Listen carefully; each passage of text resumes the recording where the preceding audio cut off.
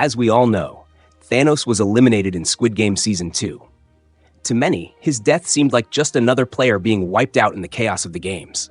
But what if I told you that Thanos' elimination was the single most important event that shaped the entire trajectory of Season 3? What if I told you Baby 222 only survived and ultimately won because of Thanos?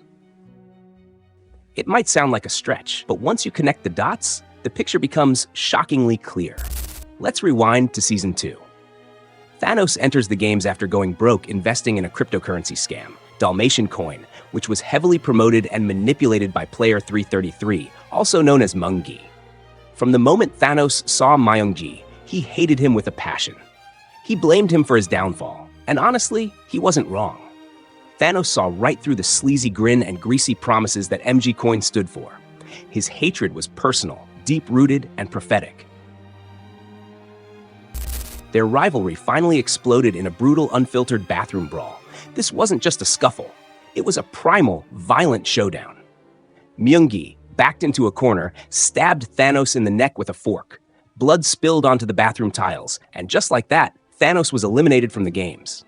But here's the catch. That moment, Thanos' death wasn't an ending.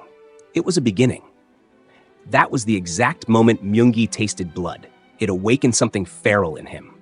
And from there, player 333 spiraled into full-blown madness. Thanos was his first on-screen kill. But by the time the dust settled in Season 3, Myung-gi had racked up 8 confirmed eliminations, with many more implied. The killer had been born. And that wasn't all. Hidden inside Thanos' signature cross necklace was a stash of powerful, mind-altering drugs. After his death, Namju, another player with his own grudge against Thanos, found and pocketed the necklace. Namju often ranted about how Thanos never got his name right, constantly mispronouncing it, disrespecting him. 남규.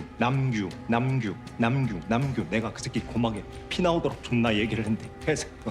So when Namju stumbled upon Thanos' drug stash, it felt like poetic justice. He took the pills at the beginning of the hide-and-seek game in Season 3, and what followed was nothing short of a horror show. High out of his mind, and charged by a twisted sense of admiration for Myung-gi, who had killed Thanos, Namju approached player 333 and suggested they team up. Myung-gi, now in full killer mode, didn't hesitate. Together, the two became a nightmare duo. They went on a rampage during hide-and-seek, eliminating 5 players on screen, and likely several more off-screen. They were wild, efficient, brutal, and it all started with Thanos' death and his hidden drugs. But the butterfly effect didn't stop there. Thanks to their rampage, Myung-gi killed player 120, Hyunju. This wasn't just another player death. Hyunju was player 222's friend and helped her give birth to baby 222. Her death shattered her emotionally and physically isolated her in the game. Myung-gi had officially lost any chance he had of repairing his relationship with Junhee. His humanity was gone, and the descent started with Thanos. At the same time, Namgyu, still under the influence of the drugs, killed Semi during Season 2. This devastated Minsu. Struggling to cope with the grief, Minsu spiraled into his own drug-fueled madness. He found what remained of Thanos' pills and took them in desperation. The result? Minsu began hallucinating, tweaking out, and eventually became a dangerous player, especially for one main character in particular. His mind warped beyond recognition. During the hide-and-seek game, Minsu mistook the shaman for Namju and stabbed her in a horrifying moment of psychosis. She was trying to help him, but he couldn't see the difference anymore. Thanos' drugs had officially driven another player over the edge. In just one game, the aftermath of Thanos' death had affected Namju, Myung-gi, and Minsu, resulting in a cascade of violence and mental breakdowns. Then came Game 5, Jump Rope. Namju was eliminated, but not before one last callback to Thanos. Minsu, now fully immersed in his new persona, threw Thanos' chain onto the platform in the middle of the jump rope. Namju, feeling bold, jumped across and reached the chain, only to realize that Minsu had also taken the final pill. In that brief moment of confusion and shock, Namju tripped on the rope and was eliminated. Thanos, even in death, struck again.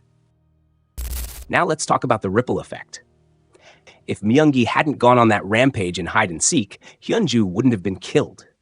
And if Hyunju had survived, player 222 would have had another major ally alongside Gi-hun in the later games. Two people potentially helping her and baby 222 instead of one. That could have changed everything. But because of Myung-gi's bloodlust, awakened by killing Thanos, player 222 was left almost entirely alone. By the time we reach the final game, Squid Game, Thanos' influence is still being felt. Min-soo, now suffering from withdrawals, begins hallucinating once again. This time, he sees Thanos in front of him, asking for help at the edge of the platform. Min-soo begins tweaking out on the platform, stomping the air, looking completely unstable. The other players see him as weak and unhinged, and he's targeted almost immediately. Thanos' drugs had left Min-soo vulnerable and broken. In a heart-wrenching moment, Min-soo, haunted by guilt over Semi's death, imagines her reaching out to take his hand. But in reality, it's Myung-gi, pushing him off the platform with a pole. Min-soo dies, not knowing what's real anymore, his reality shattered by the drugs and the emotional weight he carried since Semi's death. In the end, only 3 players remain: Myung-gi, Gi-hun, and baby 222. Myung-gi, the man who once promoted a scam coin and betrayed his closest allies, has now fully transformed into a villain willing to kill his own child to win. Gi-hun, still holding on to some sense of morality, chooses to sacrifice himself in the final round. With his now iconic final words, "I ain't no goddamn horse, baby," he gives baby 222 the win, denying the VIPs the bloody spectacle they wanted. But none of this would have happened without Thanos.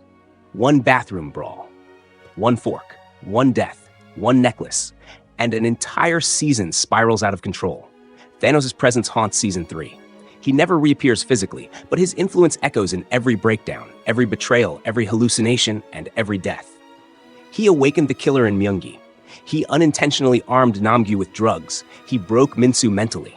He shattered alliances, inspired chaos, and in the most unexpected way, paved the path for baby 222 to survive. So next time you think Thanos was just another casualty in the Squid Game, think again. His death was the match that lit the fire, and everything burned because of it. If you enjoyed this deep dive and love these hidden layer breakdowns, be sure to like the video, drop a comment sharing your thoughts on Thanos' legacy, and subscribe for more Squid Game theories, breakdowns, and character studies. Was Thanos a martyr, a villain, or the secret puppet master of Season 3? Let's talk about it down below. And remember, it always starts with a fork.